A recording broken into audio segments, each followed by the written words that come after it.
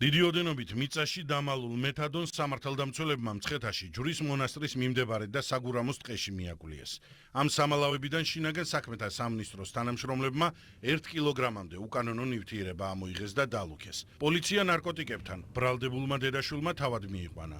21 წლის ბორის ვიდრაშკო და დედამისი უკრაინის მოქალაქეები არიან. მათი ჭხრეკის შედეგად ნაპოვნია ნარკოტიკების დასაფასოებლად საჭირო მასალები და ელექტროსასწორიც.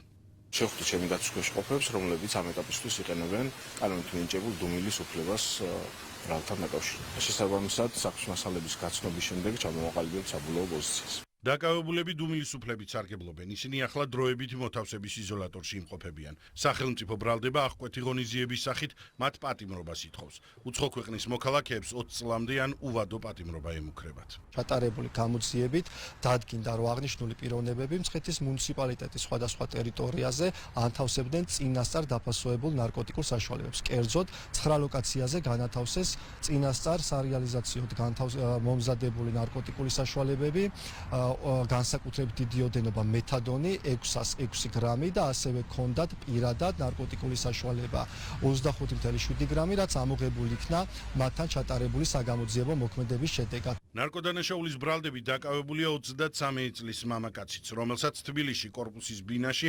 სპეციალური სათბური ჰქონდა მოწყობილი და კანაფი მოჰყავდა. სამართალდამცველებმა სახლიდან 24 ძირი მცენარე ამოიღეს. ბრალდებულმა თბილისში თავის საცხოვრებელ სახლში უკანონოდ დათესა და მოიყვანა 25 ძირი, განსაკუთრებით დიდი ოდენობით 5811 გრამი ნარკოტიკული საშუალების შემცველი მცენარე კანაფი. ბოლო რამდენიმე თვეში შინაგან საქმეთა სამინისტრომ ნარკოდანაშაულის ბრალდებით 400-მდე ადამიანი დააკავა, მათგან 226 ნარკორეალიზატორია.